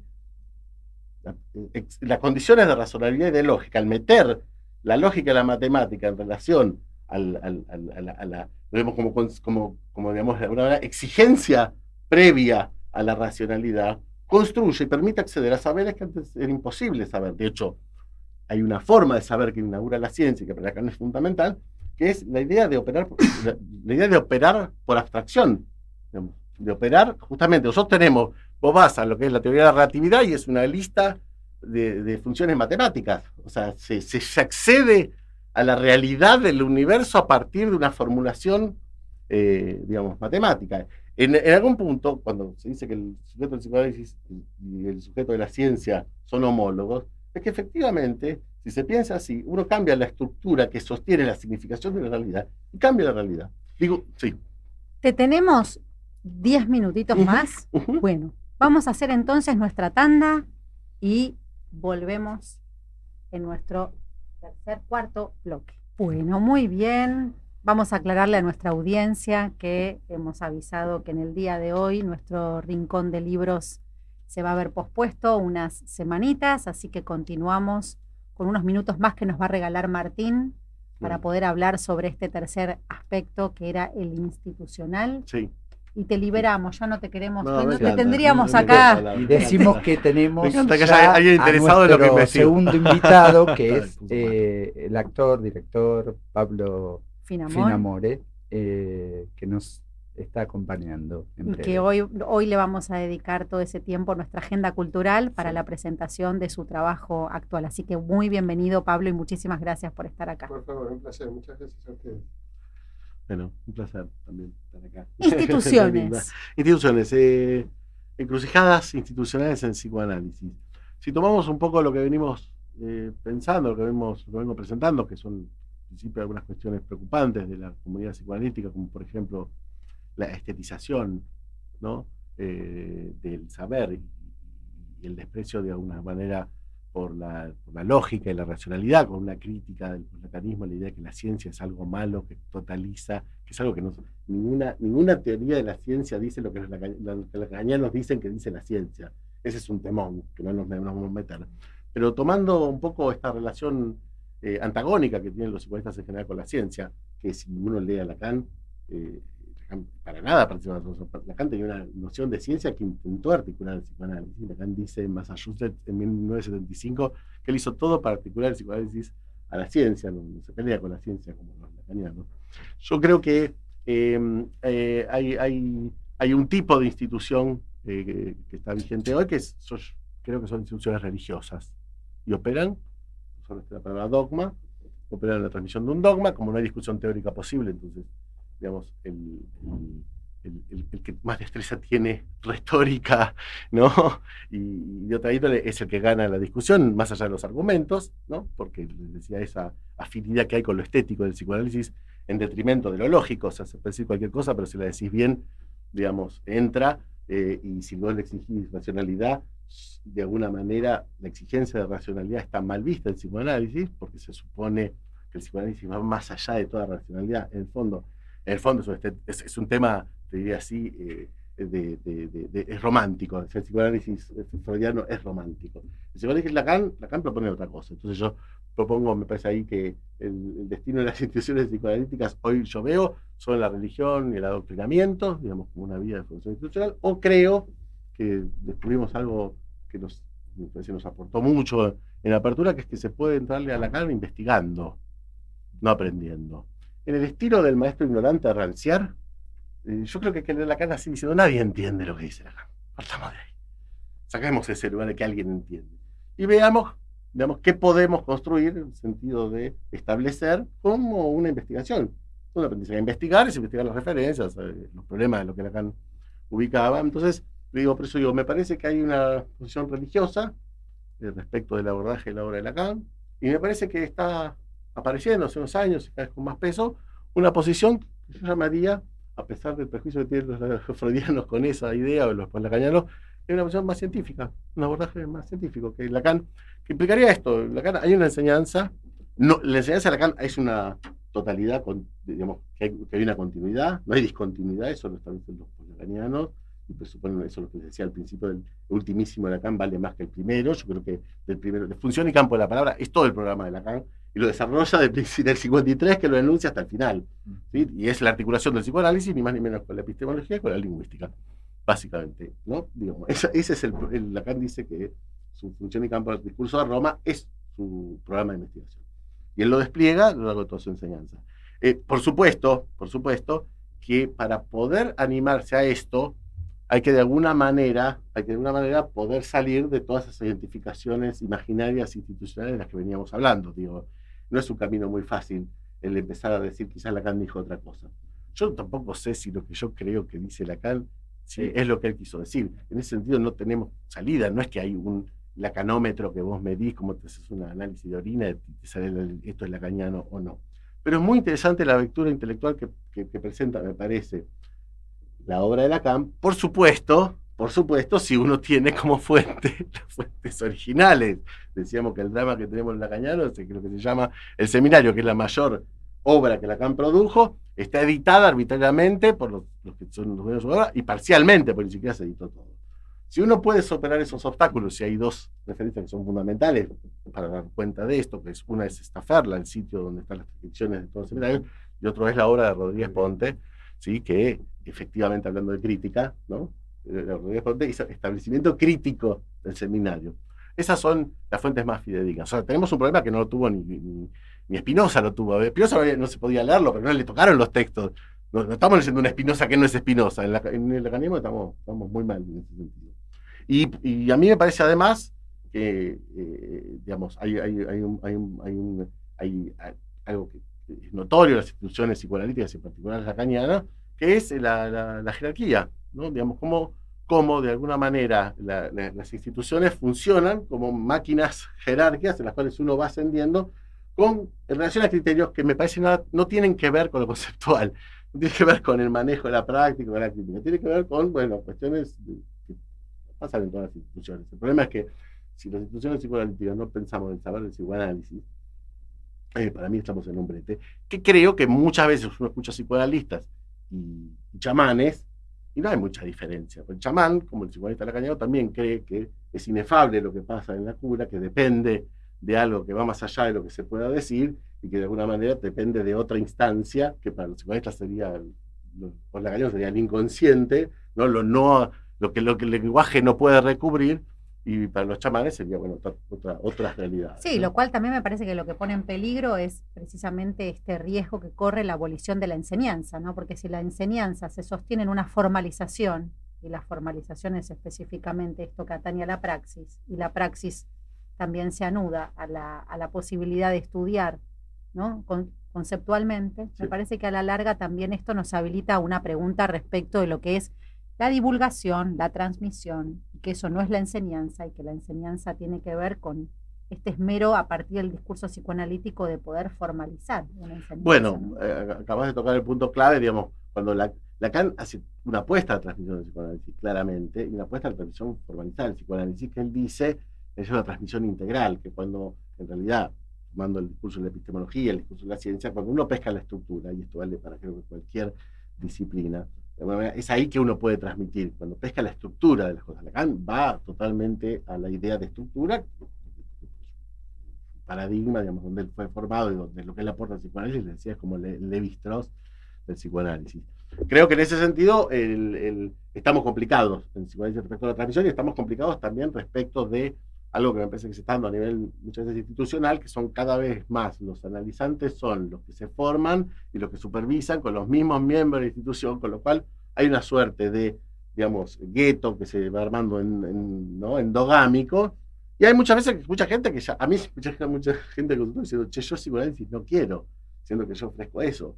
¿Por qué? Porque efectivamente ha tenido experiencias dentro de lo que es el psicoanálisis, del orden, me parece a mí, de que no produce ningún saber. Gente que pasa por el análisis y no le pasa nada, no puede saber nada, no puede decir nada. Puede angustiarse mucho, puede pasarla muy mal, puede salir melancólico, pero hay un déficit enorme, que era algo que diagnosticaba Lacan ya en Función y Campo de la Palabra, respecto al saber del psicoanalista. Y efectivamente, a mí me parece que la exclusicada respecto al porvenir del psicoanálisis es que efectivamente es una teoría, hay teorías, hay dos grandes sistemas teóricos, el de Freud y el de Lacan, y el psicoanálisis es una práctica, la praxis, que se sostiene en una teoría. Y me parece que la única manera de apostar a la transmisión es justamente partiendo de eso. Pero date cuenta que hay muchos psicoanalistas que creen que la teoría es superflua, que lo importante es lo que pasa en el consultorio de cada uno con los analizantes. Sí, y que la transmisión es repetir conceptos. Que la transmisión es repetir conceptos, y lo importante es lo que pasa en la crítica. Ahora, el problema visto al revés, el problema de eso ¿sí? El problema de eso puede ser que efectivamente entonces no tiene sentido discutir nada de nada. ¿No? El problema concreto, un analizante con un analista, y, ¿no? Si se pudiera hacer el experimento con dos analistas distintos, ¿no? La idea es que vale lo que haría cualquier cosa, cada uno. No, digamos, ¿entendés lo que te digo? Digo, si no podemos decir lo que implica la operatoria analítica respecto a un caso, y según quién lo agarre, se hace una cosa u otra, entonces no hay caso, no hay clínica, no hay psicoanálisis en el fondo. Y en ese sentido, digo, me parece a veces que el psicoanálisis, el riesgo del psicoanálisis es que sea una práctica más bien de tipo chamánico, donde lo que funda el valor de las intervenciones es no el saber que se produce en el diálogo analítico, sino el saber que ya trae el chamán, ¿no? El peligro de la sugestión. Al inicio de el porvenir, ¿sí? Para traer a cuenta esto que decís. ¿Cuál es el porvenir entonces? ¿O cómo lo lees vos? ¿O cómo lo pensás? A mí me parece que la garantía del porvenir del psicoanálisis es la locura en la que va el mundo. Me parece que el psicoanálisis bien entendido, o sea, como lo entiendo yo, es muy gracioso, pero es así, digo, en el fondo como uno lo va asimilando, yo creo que es la apuesta, es la mayor apuesta a la salida de la locura. O sea, que hay otro, digamos, que no hay realidad sin otro, ¿no? Que nadie funda su realidad en sí mismo, dice Wittgenstein, no hay un lenguaje privado, si hay un lenguaje que uno solo habla, no es lenguaje, eso no hace realidad, ¿sí? Y me parece que el mundo va hacia la locura, en el sentido, en los mismos argumentos que usan los postlaganianos, no hay otro, se trata de la libertad del individuo, ¿sí? Y se trata de un desprenderse del otro, ¿no? Y mientras más cínico, ¿no? Mejor, ¿no? Y me parece que es a donde va el mundo está empujando a eso. Los psicoanalistas que operan así consideran que el psicoanálisis es individual, que es lo que le pasa a ese, que considera que el sujeto es el que consulta, no lo que pasa. Bueno, yo creo que no, yo creo que el psicoanálisis me parece, la disciplina que mejor puede llegar a operar sobre la locura contemporánea, a la que vamos empujados todos en la medida que van cayendo las figuras de mediación y que hoy de alguna manera vivimos la religión del individuo, ¿no? El Dios es el individuo, yo es Dios, ¿no? Entonces, en ese sentido, me parece que el psicoanálisis históricamente está teniendo una chance que, entiendo yo, no, la comunidad psicoanalítica no muchas veces acompaña, porque podríamos estar discutiendo esto, y si el psicoanálisis no va a lo peor de Occidente, en la medida que va en la libertad individual, al sin otro, al sí mismo, y al, bueno, eso, digamos que es lo que estamos viendo que está pasando en esta época, que es que cada uno se arregla por sí, y el Estado es un problema, entonces todo lo que sea el sistema, la mediación, hay que exterminar, y hay que la sociedad libre de individuos, que es un delirio, porque ninguna sociedad puede ser de individuos libres. Yo creo que esa es la chance. Espero que los psicoanalistas estemos a la altura al principio de responder esto, que es la gran pregunta del millón, es, ¿Lacan y Freud dicen lo mismo? Con que alguien se haga esa pregunta y alguien pueda dudar que una vez Lacan vino a dar vuelta todo el paradigma freudiano, yo creo que funda un nuevo paradigma, el estilo de lo que hace Einstein en la física con la relatividad. O sea, pelota todas las categorías previas newtonianas. Yo creo que Lacan se funda otra idea de lo psíquico, otra idea de la realidad, otra idea del inconsciente, incluso otra idea de la sexualidad. Lacan en las tablas de la sexuación ubica la sexualidad en función de la significación. Por más que los lacanianos hablen de hombre y mujer como genitales, ¿no? Pero bueno. Y con respecto a esta apuesta y al porvenir del psicoanálisis, creo que ha sido para nosotros muy importante escucharte, de gran apertura, valga la redundancia, de gran apertura, no sé si para otro Lacan, pero sí para otros analistas. Así que te quiero agradecer en nombre de todo el equipo por haber venido, por habernos traído y acercado lo que estás trabajando. Ha sido un gustazo tenerte acá. Nosotros nos vamos a ir a una tanda musical y regresamos. En Pulsión de Radio, la agenda cultural late.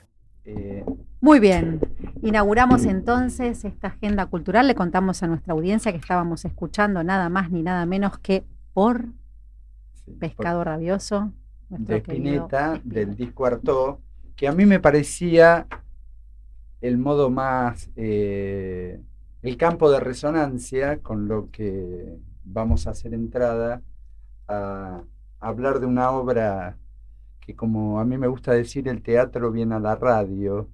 Es una manera de convocar a aquellas producciones de teatro independiente que fundamentalmente tienen algo que que conmueve, que interpela y que propone un encuentro, o ir a la posibilidad de un encuentro, quizás. Bueno, hoy nos acompaña un enorme del teatro, digo, del teatro argentino, está muy bien, del teatro independiente, que es Pablo Finamore, que está presentando ahora, multipremiado actor, traductor de este texto de Beckett, uno de los últimos, que se llama Rumbo a Peor. A mí me gustaría que él lo diga en inglés. Wordsworth Hope. Bien. Y bueno, que es, digamos, yo no me voy a poner en ningún lugar filosófico, porque no me da el piné, pero es un tratado filosófico. Hay una lectura que hacen sobre este texto, pero fundamentalmente para mí lo que hace Pablo Finamore es la experiencia de un cuerpo frente a otros. Me queda resonando la entrevista de Martín Krinkewi recién, y esta apuesta que hay un otro. Y en el teatro hay un cuerpo en un espacio-tiempo, y hay un otro que especta, que mira. Y esto sucede en el cuerpo, la voz y la vibración, yo no sabría cómo decirlo, que Pablo construye en el entramado de ese cuerpo, dando voz y trazo a un decir que tiene que ver con una sonoridad, que tiene que ver con una lógica, con una musicalidad, con un tempo, que creo que acerca mucho a lo que Beckett intenta ubicar y trabajar, que es algo que tiene que ver con la existencia, con el ser, con la palabra, con lugares que, no sé, que refieren, creo, al caracú de lo humano. Me preguntaba cómo, entonces pensaba en cómo fue, digo, los que no lo conocen o los que los conocemos, sabemos de sus enormes trabajos en otros trabajos previos. Pensaba en esto, en este trabajo, en Rumbo a Peor, cómo fue la relación y el encuentro con este texto, y cómo fue pasarlo por su cuerpo al escenario en esta propuesta que hace. No sé si fui claro, pero quisiera que nos cuentes un poco, Pablo. Sí, La verdad que es un gusto enorme. Primero, muchas gracias por tus palabras, muy, muy amable, gracias. Y yo llegué al texto de Beckett en el 2018. Hay varias cosas que pasaron que son significativas por los días. Me regalaron para mi cumpleaños las obras completas de Beckett, de teatro, y un libro de Alain Badiou que se llama Pequeño Manual de Inestética. En ese libro, en el capítulo 9, Badiou hace un análisis exhaustivo de una obra de Beckett, Rumbo a Peor. Y bueno, ahí él cuenta que es un pequeño tratado filosófico, donde toma 4 temas conceptuales centrales, que son el decir, el ser, la existencia y el pensamiento. Y es un texto último de Beckett, es el anteúltimo texto que escribe y que publica en 1983, principios del 83. Beckett muere en el 89, después de eso no publicó más nada.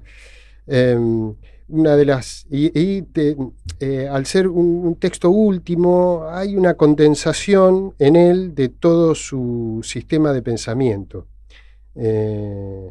es como recapitulativo de todo su sistema de pensamiento que ha ido desarrollando a lo largo de toda su vida. Entonces, en este texto podemos encontrar un montón de conceptos que están en sus obras anteriores. Otra de las características que tiene es que Beckett siempre que escribió, él era bilingüe y escribía tanto en inglés como en francés, y cada cosa que escribía en un idioma la traducía él mismo a otra. Bueno, en este caso particular, él mismo dijo que le resultaba imposible traducirlo al francés. Ahí Badiou en su análisis habla del texto original en inglés como una estenografía del ser, dice lo que hace Beckett, ¿no? Como una abreviación de cada cosa filosófica o metafísica de la cual habla. Entonces está condensado en una escritura en donde incluso inventa palabras. Beckett es de una puntuación mínima, donde son frases mínimas que van construyendo breves párrafos, y todo tiene un ritmo que tiende a fluir la conciencia, el fluir de la conciencia. Bueno, la verdad que yo me enamoré de lo que decía Badiou de Beckett y los breves fragmentos que ponía. Me volví loco para buscar el texto. No lo conseguía por ningún lado. Lo encontré en un actor español que lo hacía leído con una música atrás, me lo transcribí. Y después sí lo que conseguí fue el original en inglés y la traducción en francés que permitió Beckett. Y me gustó, no sé, me atravesó de una manera que yo no sé muy bien explicar. A veces la relación con los materiales son... ¿No estaban obras completas que dijiste te habían regalado? No, porque me regalaron las obras completas de teatro y esto no es teatro. Okay. Ahí cuando estuve con Dubati lo llamaba que era un poema, lo cual también puede ser, es muy poético, es en prosa. Pero Badiou lo llama un pequeño tratado filosófico. Lo que pasa es que hay una voz, alguien que pone en escena un dispositivo mínimo, lo planta, y a partir de ahí empieza a tratar de decirlo con la menor cantidad de palabras posible. A partir de ese momento se pone en escena un decir en donde para poder abreviar hay que decir cada vez más palabras. Entonces es esta dicotomía en la cual entra. Y entonces hay teatro, porque hay contradicción, y es una cabeza, que mira en la penumbra del vacío a dos entidades, que son lo uno, lo otro, y lo que da cuenta de lo uno y lo otro, que es la cabeza, y él ve que te pone en el juego de quién da cuenta de la cabeza. ¿Quién habla? Pero Eso iba a preguntar. ¿Hay narrador? Sí, hay un narrador, pero Beckett mismo se encarga de decir en otra obra que incluso tiene un título que es similar, que es No importa quién habla. Claro. Y acá hay algo que sucede, que es el que habla se va haciendo a sí mismo, es como si fuese un director en escena. Y me atrapó de tal manera que me propuse hacer la traducción, empecé a intentarlo. Acá en esta obra hay una frase, la obra no es conocida, es una obra que yo hablé con mucha gente especialista en Beckett y no conocían la obra.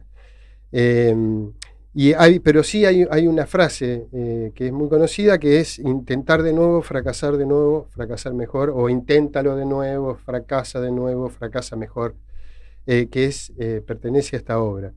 Y entonces, bueno, me propuse intentarlo y llegué hasta el final, porque la traducción en español, bueno, yo después conseguí un libro donde está bilingüe y hay una traducción que está hecha por cinco personas, 5 traductores.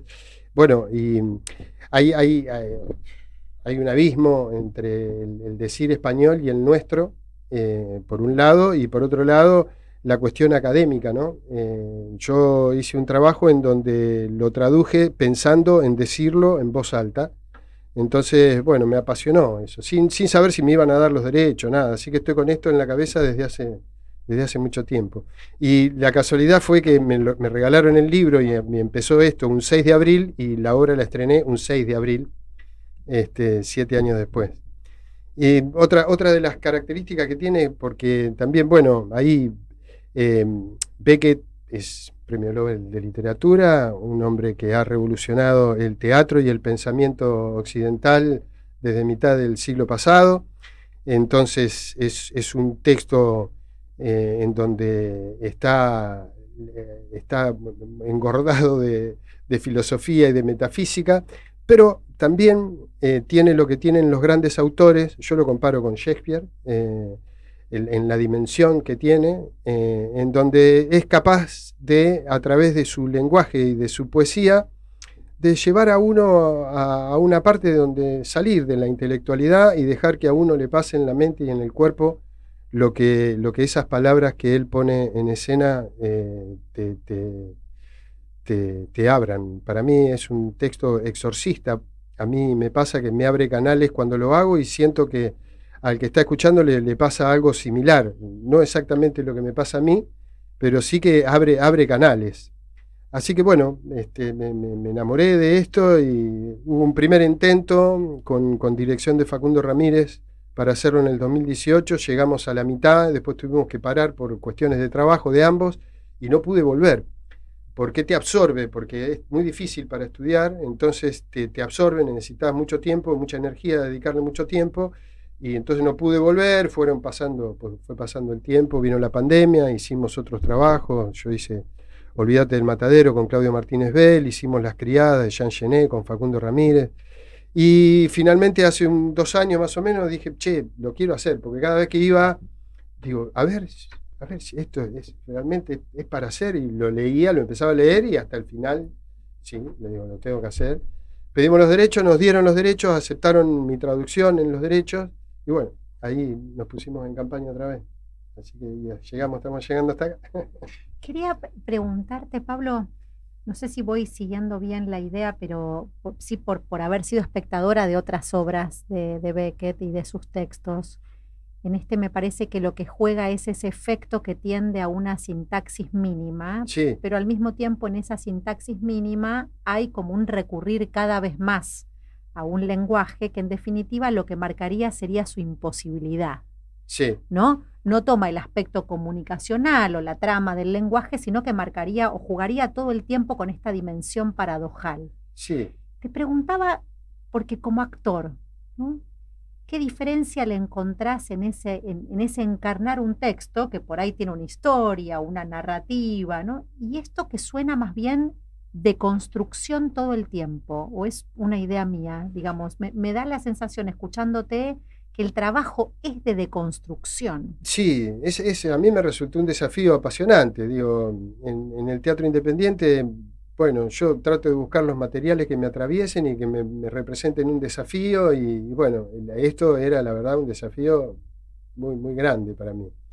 Y una de las atracciones del texto, sí, porque cuando uno agarra una obra o, bueno, tenés que construir un personaje, situarte en un tiempo y espacio, y todo lo que implica una época temporal y todo lo que rodea a un personaje, la sociedad, la historia, el momento donde estás viviendo. Bueno, esto es otra cosa. La verdad que es otra cosa. Es como estar flotando en el espacio. Es como ir hacia adentro, al universo de adentro y al universo de afuera. Yo no leí la obra, o sea, no tiene una ubicación temporal, no tiene nada, o sea, es una maquinaria de lenguaje. No, lo tiene. Okay. A pesar de que es un mar de palabras que a la primera lectura es muy difícil terminarlo, es muy difícil terminar de leerlo. Me imagino que, y por todos los comentarios que tengo a la gente que viene, también es muy difícil captar la esencia de todo lo que está hablando, pero sí hay una multiplicidad de conceptos, de ideas y de cuestiones que atraviesan a uno, tanto al que escucha como al que ve, como a mí que lo estoy haciendo. Pero hay una lógica demoledora en el texto, o sea, cero absurdo, ningún absurdo. Sí. Es un teatro metafísico, es el absurdo de la existencia en todo caso, pero no de lo que está diciendo. Es como, bueno, nosotros tenemos en el tango grandes filósofos como los hermanos Espósito que dicen la vida es una herida absurda. Bueno, ve que esto es el absurdo de la existencia. Y el tema comunicacional, él es uno de sus grandes temas, en donde él dice que, bueno, que estamos imposibilitados para comunicarnos realmente. Por eso también tiene una obra que se llama Mal visto, mal dicho, y acá hace referencia a eso, porque, bueno, en síntesis, nosotros somos intermediarios de lo que vemos. Nuestro ser es un intermediario de lo que ve, digamos. Somos sujetos, pero bueno, nosotros lo que estamos viendo de lo que nos rodea nos entra a través de los ojos, entra a la materia blanda de los sesos y sale en las palabras según lo que interpretamos. Es una interpretación, nunca va a ser exactamente lo que dice. Por eso Beckett dice mal visto, mal dicho. No es porque esté mal el concepto, sino porque es más abarcativo, ¿no? Va más allá. Está diciendo que, bueno, todo es una interpretación, y en esa interpretación yo tengo la mía y vos tenés la tuya. Bueno, para ponernos de acuerdo, a veces es difícil. Claro, pero sobre todo porque en ese sentido hay veces que lo que va guiando es una representación de la cual uno se vale, pero me parece que específicamente en este trabajo, justamente lo que hay es un atentado a la representación todo el tiempo, porque es como si no diera tiempo para armar un contexto de realidad, Sí. ¿no? Sin embargo, lo que se ve es un cuerpo cargado de potencias y de imágenes. Eso, bueno, no sé si... Digo, para dialogar. Sí, claro. Bueno, es muy potente poéticamente, porque abre canales cotidianos. No sé, digo, hay momentos, dice, no queda otra que ponerse de pie, tan mal que peor levantarse y ponerse de pie, tan mal que peor de pie. Eso o quejarse, la extensa queja por venir. No, ninguna queja, simplemente dolor, simplemente ponerse de pie. Te lleva a una cuestión filosófica, si querés, pero cotidiana también. Nos ha regalado parte del texto, quiero decir, acá el... Digo, yo no me canso de cruzarme con gente que bueno, que de pronto te cruzás y decís, che, qué frío que hace, que no se puede ser con el frío. Y estamos en invierno. ¿Viste? No, el tránsito en Buenos Aires no se puede. No, ¿viste? El tránsito es así que tenés que. Es como a la gente le gusta quejar. No digo que uno no sea inmune a lo que pasa, pero bueno, es como que hay algo que sucede en donde la queja no sirve para nada. O sea, simplemente dolor, simplemente ponerse de pie, no queda otra que ponerse de pie. Y así todo. Yo por eso me gusta encontrar de qué manera poder transmitir o hablar de esto sin entrar en una parte intelectual, que la verdad que sí me interesa y me seduce porque es muy seductor y muy abarcativo y muy misterioso, muy profundo, pero también me gusta la parte terrenal de la cuestión, en donde, por ejemplo, Van Gogh fue incomprendido por todo su entorno de la época y todo el entorno intelectual y todas las galerías de arte, todo el mundo de la pintura. No entendían lo que hacía Van Gogh, no vendió un cuadro en su vida, tuvo que vivir con ayuda de su hermano, que incluso tenía contacto con la galería, creo que él mismo tenía una galería de arte, y sin embargo hay anécdotas en donde cuentan que Van Gogh, pintando la vera del río, las lavanderas que estaban ahí veían su trabajo y quedaban asombradas y deslumbradas por el trabajo de Van Gogh. O sea, dejando la intelectualidad de lado, se le puede entrar a la cuestión. Creo que con Beckett pasa lo mismo. Ahí también encontré leyendo, hay un músico que admiro que se llama Nick Cave, que es un australiano, y hace poco en un reportaje decía que para él las canciones tienen la habilidad de traspasar todas nuestras defensas, nuestros prejuicios, nuestras banderas, para ir hacia una zona más profunda, que es más abarcativa, más trascendental, y que nos llevan en ese momento que estamos escuchando la canción a ese lugar que va más allá de todos esos prejuicios y de esas defensas que nos hemos forjado y nos permiten y nos llevan a una capacidad de asombro que estamos perdiendo por este mundo hipercomunicado para incomunicarnos, pero que cualquier cosa que nosotros queremos ver, vemos las cataratas de Niágara o lo que piensa Juan Pindonga en no sé dónde, y entonces perdemos la capacidad de asombro. Yo creo que Beckett tiene esa posibilidad de ir a un lugar y asombrarnos por algo que está sucediendo, que voy a decir, ¿qué está haciendo este tipo? ¿Qué está diciendo? Como no puedo creer lo que está diciendo. Y así es lo que me produce a mí. Y yo, bueno, intento que suceda eso, y eso ya de por sí tiene un valor. Después, el que es un académico o un intelectual y el que conoce la obra de Beckett y puede acceder a otro terreno, bienvenido, y está buenísimo porque lo tiene. Pero me parece que es también para cualquiera de nosotros que tenga ganas de ir al teatro y asombrarse y ver algo distinto. Es algo distinto para mí. ¿Sabes que me estaba acordando recién? No sé si lo voy a citar correctamente, pero Borges decía algo así como que la escritura era el arte de dar asombro, ¿no? Y en esto que vos decís del asombro y con la pregunta que hacía Carlos hace un rato respecto del tiempo, me parece que se inaugura una temporalidad, ¿no? Que es la del instante. Bueno, y a mí me pasa, o sea, no hay una estructura del personaje. Yo no trabajo con eso, fui trabajando con todo lo que me da, y es como poner la mente en blanco, como alguna vez decía Anthony Hopkins. Pero es realmente poner la mente en blanco y empezar a situarme en esto y a decir esto, y se empieza a armar y te mete adentro. Además, hay algo que tiene, que yo traté de mantenerlo todo lo posible dentro de la traducción. El texto en inglés tiene un gran ritmo, es envolvente, tiene un gran ritmo, es realmente apabullante, endemoniado. Y entonces yo traté de mantener eso y con un lenguaje rioplatense, nuestro.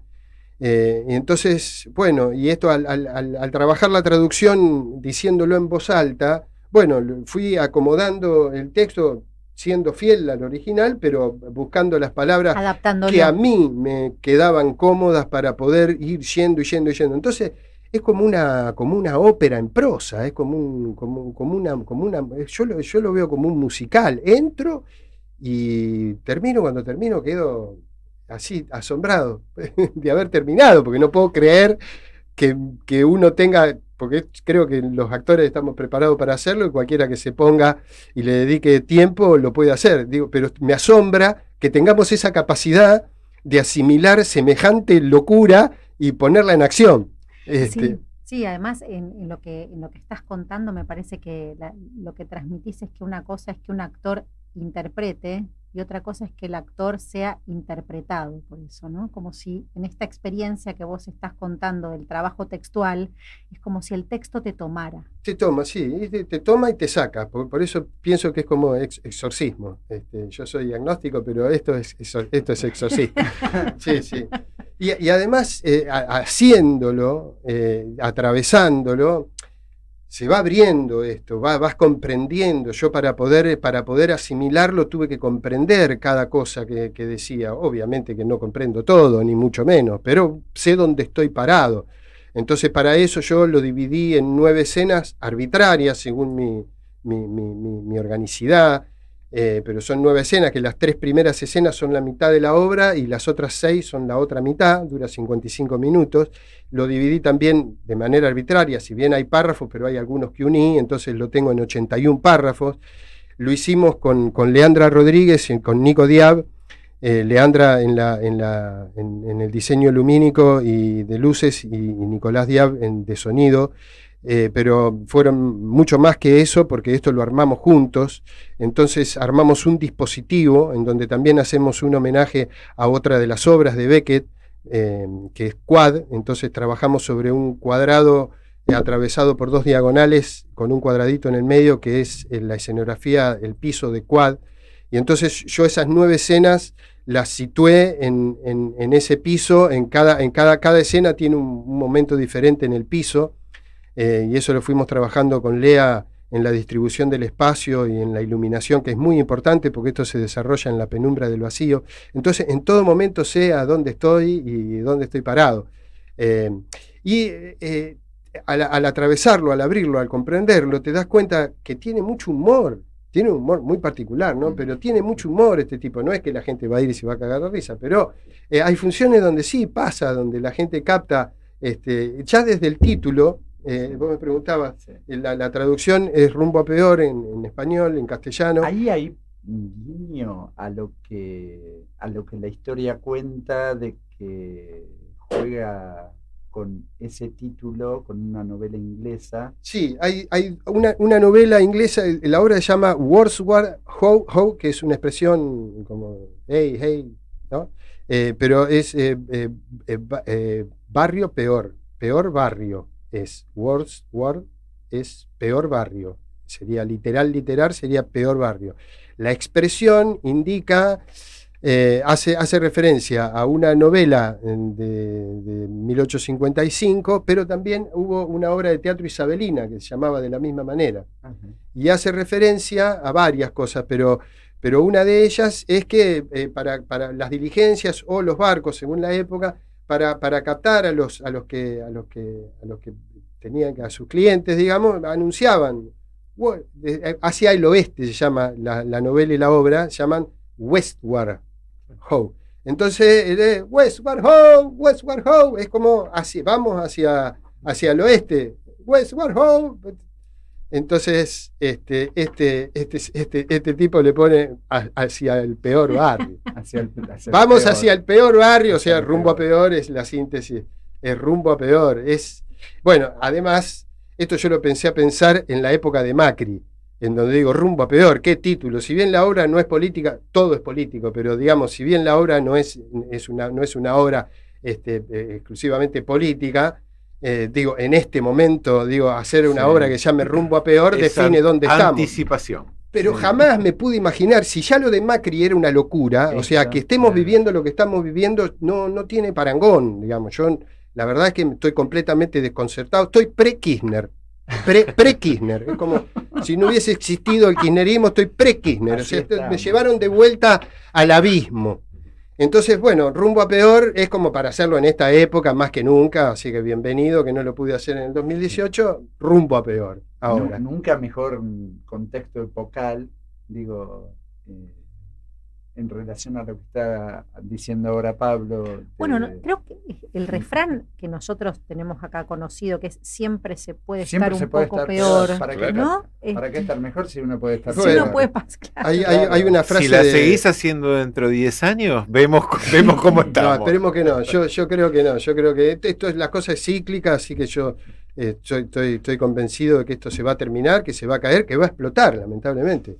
Van a pasar cosas peores y va a explotar y bueno, vamos a tener un nuevo ciclo. Igual espero que tengamos suerte de que pueda aparecer, emerger alguna figura nueva o alguien que revierta la situación y que pasen otras cosas. Decías recién sobre el nombre y sobre el humor, y me parecía que hay... no quiero decir nada de la obra más que todo lo que ha comentado Pablo, pero que está puesto en juego en varios momentos. Uno se escucha tentándose, pero al inicio hay algo que sucede, o por lo menos a mí me pasó, que dije, ¿quién habla? ¿Alguien dijo algo ahí? Y recién acaba de decir el nombre, para mí, como lo dijo, o parecido al personaje, y que entonces, en el momento de verlo, yo no entendí, pero algo me era extraño, gracioso. Algo sonaba ahí. Sí, claro. Y digo, no sé dónde está. Yo estoy en el oscuro, entonces cuando entra la gente, mientras va entrando la gente, yo en el oscuro no se me ve. Y hay una penumbra, pero no se me ve. Yo pensé que se me veía, después me dijeron, no se te ve. Sí, después lo localizás, claro. No se ve. Primero la voz. Pero claro, mientras va entrando la gente, yo digo, Wordsworth Ho. Claro. Wordsworth Ho. Como si fuese ese de la diligencia que va llamando a los pasajeros para que suban y para que vayamos. Después, claro. De entrada, hay algo en varios momentos, en todo el atravesamiento de la obra, Pablo tiene, bueno, esto, digo, el teatro es puro cuerpo, un cuerpo que afectado, y hay algo, no sé,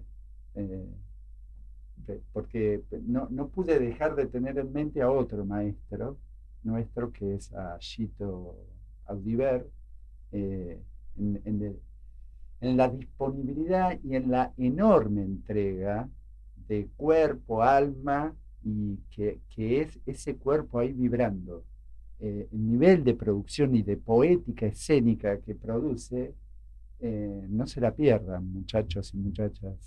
Yo por lo pronto por voy favor, el próximo, una recomendación. Ahora nos vamos a Sí. enterar bien día, horario y lugar, pero Sí. yo ya tengo mi domingo Qué bien. reservado para, Qué bien, qué para ir alegría. el Es domingo próximo. un enorme, digo, uno dice Pablo Finamore y va de suyo, que es un enorme actor, muy reconocido por toda su enorme trayectoria, pero hay que animársele a este texto y a esta apuesta con algo que acá es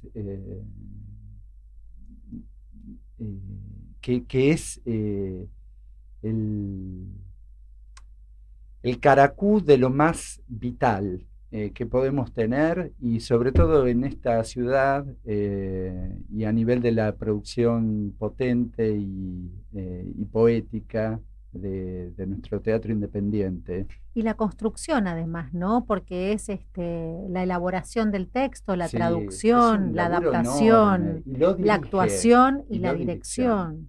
Bueno, claro. Sí, bueno, no era la idea primera, la verdad.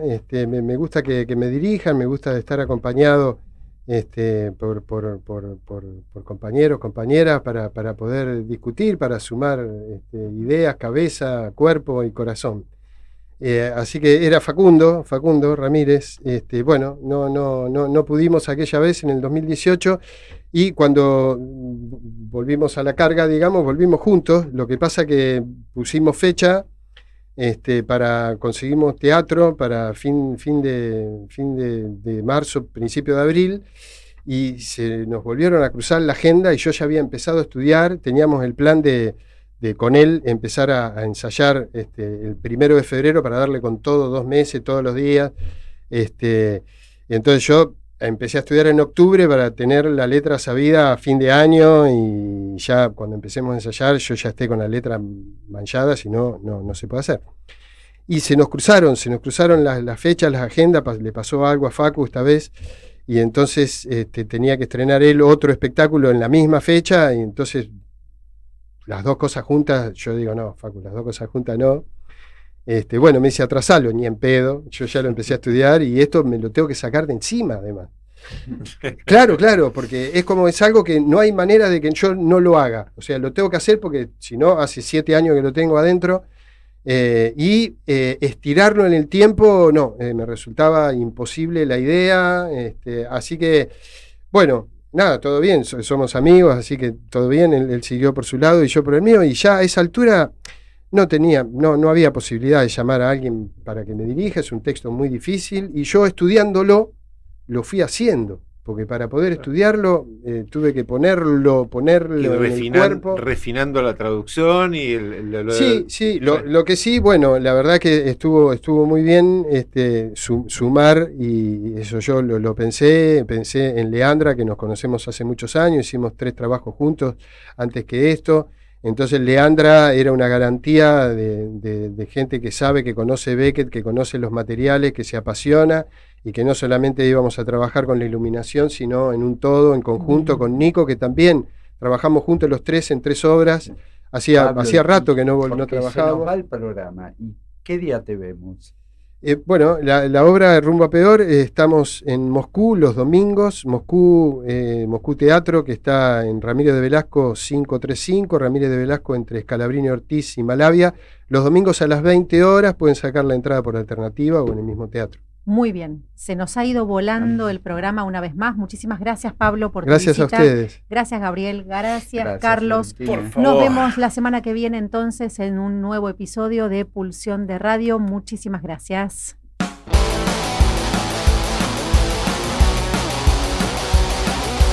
Pulsión. Pulsión de Radio. Un programa donde la cultura late y el inconsciente nunca falta a la cita.